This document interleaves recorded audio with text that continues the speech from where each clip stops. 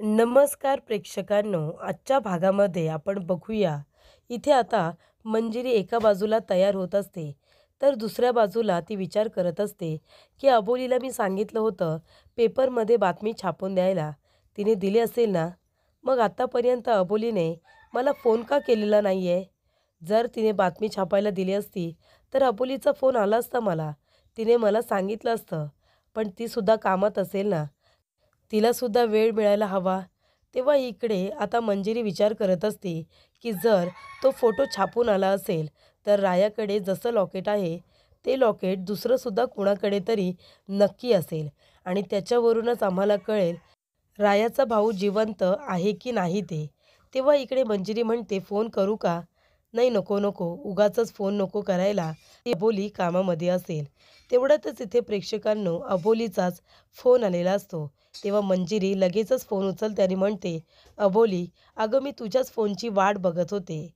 तेव्हा अबोली म्हणत असते की मंजिरी, मी पेपरमध्ये बातमी छापायला दिलेली आहे आणि त्याखाली मी माझा नंबरसुद्धा दिला आहे.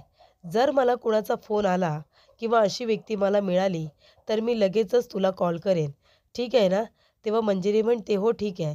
आणि तिने काम केलेलं असतं म्हणून मंजिरी तिला मनापासून थँक्यूसुद्धा म्हणते.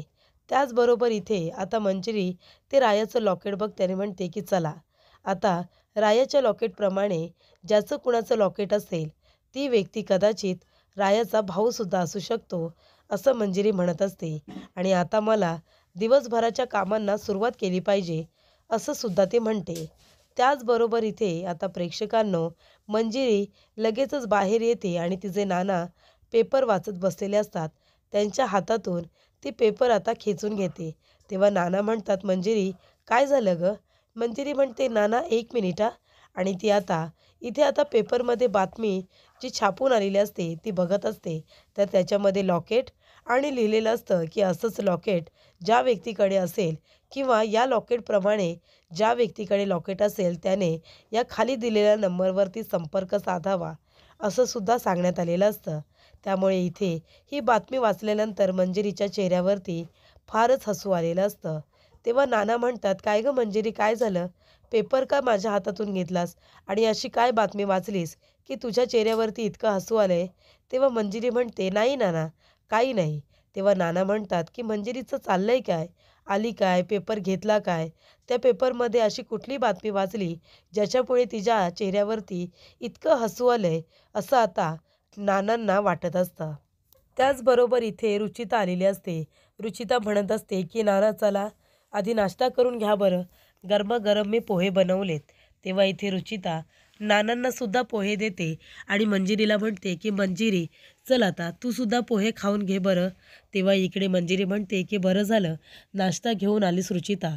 खरं सांगू का, मला पण भूकच लागली होती आणि ती घाईघाईने पोहे खायला जाणार तेवढ्यातच राया जे काही बोललेला असतो ते सगळं तिला आठवतं आणि ती लगेचच पोहे खाणार असते ते खाली ठेवते. आणि इथे मंजिरी म्हणत असते की रुचिता, खरंच सॉरी, अगं मी हे पोहे खाल्लेच असते, पण रायाने मला सांगितलं आहे की त्याने सांगितल्याशिवाय मी काही खायचं नाही म्हणून, म्हणून मी आता खाऊ शकत नाही. पण तू खाऊन घे आणि नाना तुम्हीसुद्धा नाश्ता करून घ्या आणि मी आता थोड्या वेळासाठी बाहेर जाते, आपलं दुकानसुद्धा उघडायचं आहे ना. तेव्हा नाना म्हणतात, जिजीची परवानगी घे. तेव्हा मंजिरी म्हणते, हो ठीक आहे, पण आता मी बाहेर जाते आणि जीजी परत यायच्या आधी मी लवकरच परत येईन, असं सुद्धा ती म्हणते. तर इथे राया मंजिरीची वाट बघत बसलेला असतो.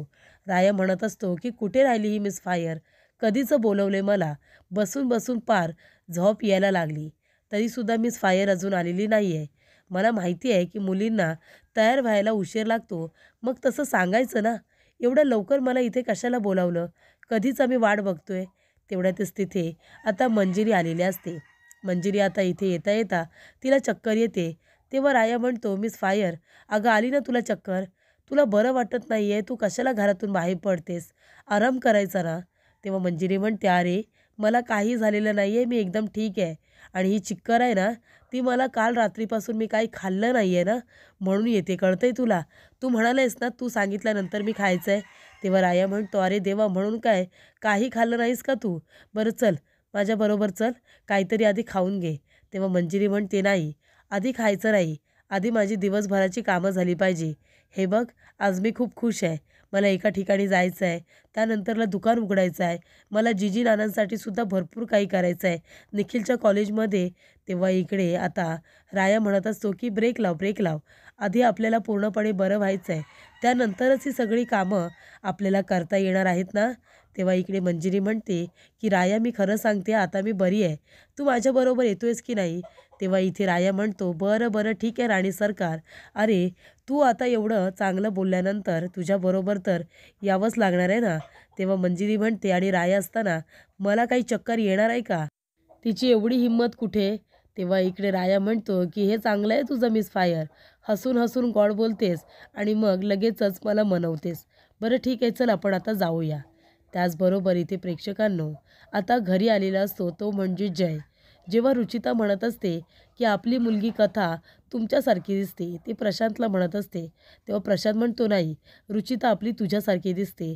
तेवढ्यातच तिथे जय येतो आणि म्हणतो, अगदी बरोबर बोललीस तू रुचिता, म्हणजे खरं तर कथा आहे ना तिच्या बाबांवरतीच गेले, बरोबर की नाही. तेव्हा रुचिता म्हणते, अगदी बरोबर. तेव्हा इकडे आता प्रशांत आपल्या मनात म्हणत असतो की हा जय इथे आता कशाला आलाय, आणि उगाच याला जिजेने परवानगी दिली की त्याला वाटेल तेव्हा तो घरी येऊ शकतो. तेव्हा इथे प्रशांत म्हणतो की काय गं छकुली, तू मला मिस केलंस का, काका इथे नाही आहे म्हणून तुला राग आला का माझा. आणि छकुली, तुला माहिती आहे का तुझे आई बाबा काय म्हणतायत. आई म्हणते तू बाबांसारखी दिसतेस, आणि बाबांचं म्हणणं आहे तू आईसारखी दिसतेस. मी खरं सांगू का, तू तुझ्या बाबांसारखीच दिसतेस. तेव्हा इकडे जय म्हणतो, काय काय म्हणालीस तू कथा, आईने तुझ्या अजून काकांना चहासुद्धा विचारलेला नाही आहे. तेव्हा इकडे आणेल आणेल, तुझी मम्मी माझ्यासाठी चहा करून आणेल. त्यानंतरला इकडे रुचिता म्हणत असते, अरे सॉरी सॉरी, तुम्ही बसा ना, मी तुमच्यासाठी लगेच चहा करून आणते. तेव्हा रुचिता चहा करायला गेल्यानंतर इकडे आता प्रशांत म्हणत असतो की जय, अरे तू इथे काय करतोयस. तेव्हा जय म्हणतो की प्रशांत, मी इथे तुलाच भेटायला आलो आहे. तेव्हा इकडे प्रशांत म्हणतो, का पण आता सगळं काही तुझ्या मनासारखं होतं आहे ना. तेव्हा जय म्हणतो, काही मनासारखं होत नाही आहे माझ्या, आधी तू मला सांग, तू दिलेलं औषध मी इथे मंजिरीला दिलं होतं आणि तिची तब्येतसुद्धा बरोबर बिघडली होती. मग असं काय झालं की तिला बरं वाटायला लागलं, ती एवढी ठणठणीत बरी कशी काय झाली, आधी ते मला सांग. तेव्हा प्रशांत म्हणतो, मला पण माहिती नाही आहे, ती झाली असेल बरी. माणसाची इच्छाशक्ती असेल ना तर माणूस काही करू शकतो. तेव्हा इकडे जय म्हणत असतो की अगदी बरोबर बोलतोयस तू, अरे पण ह्या गोष्टी आहेत ना त्या फक्त ऐकायला बऱ्या वाटतात रे, तसं खरोखर काही नसतं, कळतंय का तुला. मला फक्त एक गोष्ट कळते की ती मंजिरी काही झालं तरीसुद्धा बरी होता कामा नये, आणि म्हणूनच मला आता हा विषय सोडायचा आहे. तेव्हा प्रशांत म्हणतो की हा विषय सोडायचा आहे म्हणजे आता तू तिला मारण्याचा प्रयत्न नाही करणार आहेस ना. तेव्हा जय म्हणतो, असं कोण म्हणालं, हे बघ मी तुला उलट इथे एक सांगायला आलो आहे की मला अजून एक पुडी हवी आहे. तेव्हा प्रशांत म्हणतो, पण का, तुला अजून एक पुडी का हवी आहे, एका पुडीमध्ये काम होईल. तेव्हा इकडे आता जय म्हणत असतो की नाही, एका पुडीमध्ये काही काम वगैरे होणार नाही आहे, मला अजून एक पुडी हवी, नाहीतर मग ही एक पुडी आहे ना ती मी तुझ्या मुलीला देईन, कळलं तुला. तेव्हा प्रशांत म्हणत असतो, नाही प्लीज प्लीज असं काही करू नकोस, मी तुझ्यासमोर हात जोडतो, पण माझ्या कथाला काही करू नकोस, आणि मी खरं सांगतोय मी काही केलेलं नाही आहे. तेव्हा जय म्हणतो, हो का, मग ती मंजिरी बरी कशी झाली. तेव्हा जय इथे आता प्रशांत म्हणत असतो, मला काय माहिती ती कशी बरी झाली. त्यानंतरला इथे जय म्हणतो, बरं ठीक आहे, जर तू आता मला दुसरी पुडी नाही दिलीस ना तर ही पुडी मी तुझ्या मुलीला देईन आणि बायकोला देईन, मग चालेल का. तेव्हा प्रशांत म्हणतो, नाही प्लीज प्लीज मी तुझ्यासमोर हात जोडतो, असं काही करू नकोस. तो कपाट उघडतो आणि त्याच्या बॅगमधून एक पुडी काढतो आणि तो जयच्या हातामध्ये ठेवतो आणि म्हणतो की हे घे ती पुडी, पण माझ्या कथाला काही करू नकोस. तेव्हा जय म्हणतो, आत्ता कसं, हुशार आहेस तू, असं माझं सगळं बोलणं ऐकायचं, कळते का तुला. तेव्हा तुझी मुलगी कथा आणि तुझी बायको जिवंत राहतील. तेव्हा प्रशांत म्हणत असतो की हा जय घोरपडे किती नालायक माणूस आहे, एवढं सगळं करूनसुद्धा गप्प बसत नाही आहे, अजून एक पुडी घेऊन जातो आहे. त्याचबरोबर इथे प्रेक्षकांनो आता मंजिरी जात असताना राया तिला एक जोक सांगत असतो. तो जोक म्हणजे की एक हत्ती असतो आणि एक मुंगी असते, त्या दोघांमध्ये कुस्ती लागते. तेव्हा इथे मंजिरी म्हणते, अरे पण त्या दोघांमध्ये कशी कुस्ती होणार, तो हत्ती केवढा आणि ती मुंगी केवढी. तेव्हा इकडे आता राया म्हणतो तरीसुद्धा मुंगीने हत्तीला इथे चिटपट केलं. तिने हरवलं हत्तीला पाठीवरती पाडलं. तेव्हा इथे मंजिरी म्हणते, अरे पण हे कसं शक्य आहे? तेव्हा इकडे हत्तीला मुंगी कशी काय हरवेल? तेव्हा इकडे राया म्हणतो, कारण मंजिरी, अगं मुंगी हरूच शकत नाही, ती पाठीवरती पडूच शकत नाही, कारण तिला पाठकुटी आहे. त्याच्यामुळे तरीसुद्धा इथे आता त्या हत्तीलाच मुंगीने हरवलं, कारण मुंगीला तर पाठच नाही आहे. ती कशी काय पाठीवरती पडणार आणि हरणार? तेव्हा इथे मंजिरी हसायला लागते. मंजिरी म्हणत असते की राया, अरे तुझे जोकसुद्धा आहेत ना तुझ्यासारखेच आहेत रे, त्यांना काही इथे आता अजिबात अर्थ नसतो, असं इथे मंजिरी म्हणून आता हसत असते. तेव्हा इथे चालता चालता तिला आता पायाला काटा टुकतो. पायात काटा गेल्यानंतर इथे मंजिरी आता जोरात ओरडते. तेव्हा राया म्हणतो, अगं मिस फायर, तुझ्या पायामध्ये इथे काटा टुपलेला आहे, थांब मी काढतो. तेव्हा मंजिरी म्हणते, राया, अरे काटा टुपलाय, मला चालता येत नाही, थांब कळ लागते, तू त्या काट्याला हात लावू नकोस. तेव्हा इकडे आता राया म्हणत असतो, अगं मिस फायर, तो पायात टुपलाय म्हणून काय त्याला तिथेच ठेवू का? दुखतोय म्हणून त्याला मी काढून टाकतो. तेव्हा इथे राया तो काटा काढतो आणि त्याला म्हणत असतो की हे बघ, आता मी तुला सोडून देतोय, पण जर याच्या पुढे कधी मिस फायरच्या पायामध्ये टुपलास आणि तिला त्रास दिलास ना, तर मी तुला अजिबात सोडणार नाही, कळलं तुला? चल जा तिकडे, जा तिकडे, असं इकडे आता राया म्हणत असतो.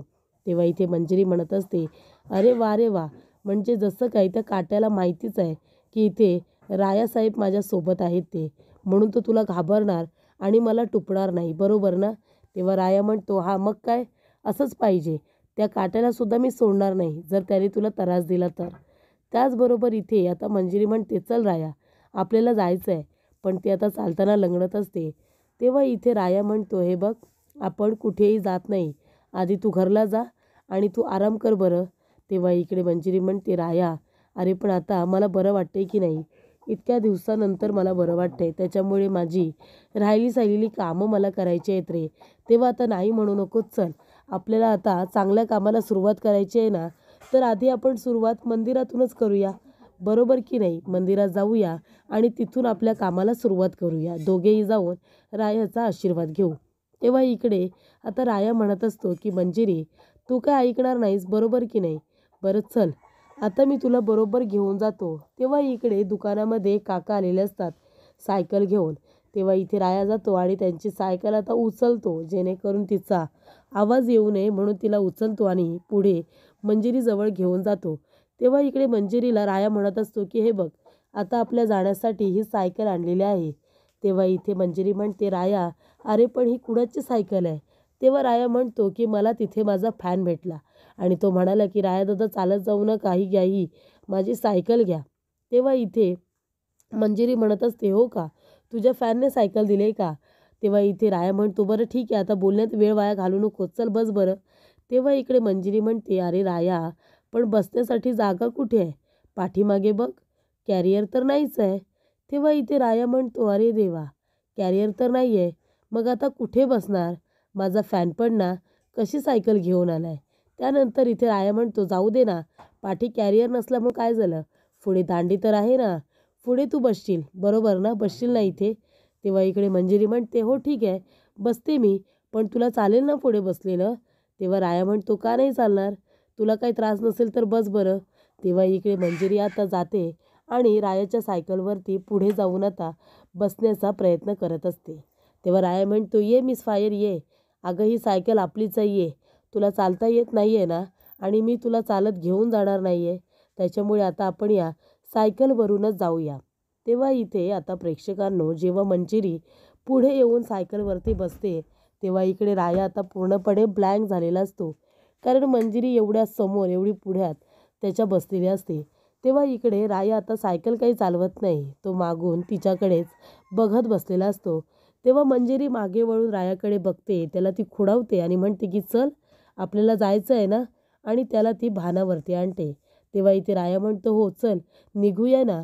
तेव्हा इकडे आता राया लगेचच सायकल चालवत तिला आता ज्या ठिकाणी तिला जायचं आहे त्या ठिकाणी घेऊन जात असतो. सुरुवात तर मंदिरामधून होते, कारण चांगल्या कामाला सुरुवात करायची असते आणि हॉस्पिटलमध्ये इतके दिवस राहिल्यानंतर सगळ्यात आधी मंजिरीला जाऊन देवाचे आभार मानायचे असतात. तेव्हा सुरुवात तर मंदिरापासून होते.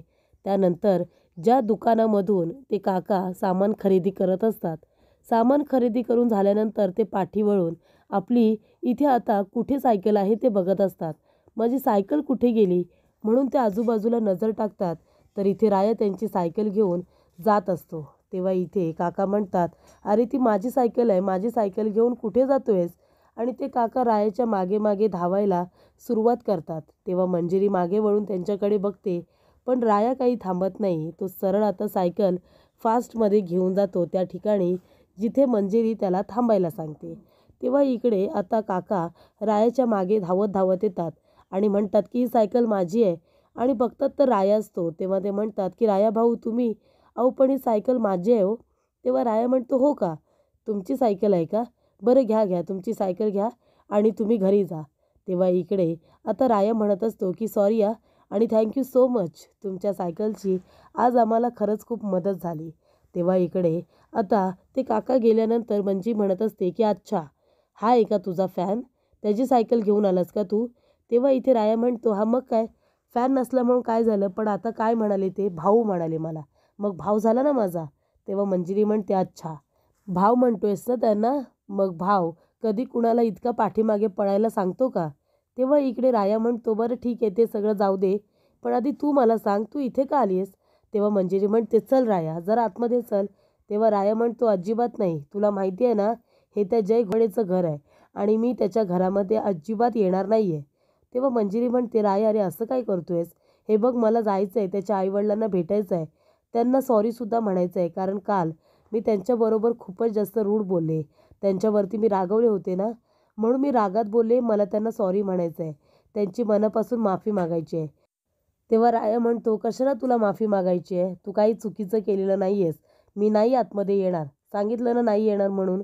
तेव्हा मंजिरी म्हणते, तू नक्की येणार नाही आहेस का, हे बघ मी चालले आतमध्ये. तेव्हा राया म्हणतो, हा जा, मी नाही म्हणालो ना मी नाहीच येणार आहे. त्यानंतरला मंजिरी आता घरामध्ये एकटीच येते. तेव्हा इथे राया बघतो तर मंजिरी घरामध्ये पोहोचलेली सुद्धा असते. तेव्हा मंजिरीला बघून इथे आता जयचे आई वडील खूपच जास्त खुश होतात. तेव्हा जयचे वडील म्हणतात, मी म्हणालो होतो ना तुला, मंजिरी तिचा निर्णय नक्की बदलेल आणि बघ ती इथे लग्नासाठी होकार द्यायला आली, बरोबर ना मंजिरी? तेव्हा मंजिरी म्हणते, का, मी नकार दिला होता म्हणून तुम्हाला जयने मारलं का? तेव्हा इथे जयचे वडील म्हणतात, नाही नाही, जय आमचा मुलगा आहे आणि तो आम्हाला का मारेल ना, त्याने आम्हाला मारलेलं नाही आहे. तेव्हा इकडे मंजिरी म्हणते, हे बघा मी खरं बोलते, मी सगळं काही माझ्या डोळ्याने बघितलं, मी नकार दिला म्हणून जयने तुम्हाला मारलं, तेच विचारायला मी इथे आले की कुणी आपल्या वडिलांवरती हात कसं काय उगारू शकतो, जय तुम्हाला कसा काय मारू शकतो? तेव्हा इकडे मंजिरी म्हणते, का काय झालं म्हणून जयने तुम्हाला मारलं ते मला सांगा, मला ते ऐकायचं आहे म्हणून मी इथे आली. तेव्हा इकडे आता काका म्हणतात, असं काही नाही आहे, त्याने आम्हाला मारलेलं नाही आहे. तेव्हा मंजिरी म्हणते, हे बघा मी माझ्या डोळ्याने बघितलं आहे, प्लीज मला सांगा ना. तेव्हा इकडे आता काकांना खुणवतात आणि म्हणतात की सांगा म्हणून. तेव्हा इकडे काका म्हणतात की जयला आम्ही लहानपणी दत्तक घेतलं, लहानपणी दत्तक घेऊन त्याचे लाड केले, त्याला एवढं शिकवलं, लहानाचं मोठं केलं आणि आता त्याला तुझ्याबरोबर लग्न करायचं आहे, पण तू लग्नासाठी नकार दिलास तेव्हापासून तो आम्हाला छळतोय. त्याने आम्हाला सांगितलं आहे की जोपर्यंत तुझे आईवडील आणि तू होकार देत नाही तोपर्यंत तो आम्हाला मारत राहणार, आमचा छळ करणार. तेव्हा इकडे आता काका म्हणतात की तू लग्नाला नकार दिलास म्हणून त्याने मला मारलं, तो म्हणाला की मी तुम्हाला कन्व्हिन्स का नाही केलं. पण इथे आता काकू म्हणतात की मंजिरी, त्याने आम्हाला त्रास दिला तरीसुद्धा चालेल, पण तो तुझंसुद्धा आयुष्य उद्ध्वस्त करून टाकेल. आम्ही कितीही तुला बोललो की लग्नासाठी होकार दे तरीसुद्धा तू आमचं ऐकू नकोस, तू लग्नासाठी नकारच दे. तो जय राक्षस आहे, राक्षस, तो आमचा मुलगा आहे, त्याला लहानपणापासून आम्ही मुलासारखं वाढवलं तरीसुद्धा तो आम्हाला मारतोय, तो तुझंसुद्धा आयुष्य उद्ध्वस्त करेल असं काका म्हणतात. त्यामुळे बेटा या लग्नाला तू होकार देऊ नकोस. त्यामुळे ते मंजिरीला हे सगळं ऐकून फारच वाईट वाटलेलं असतं.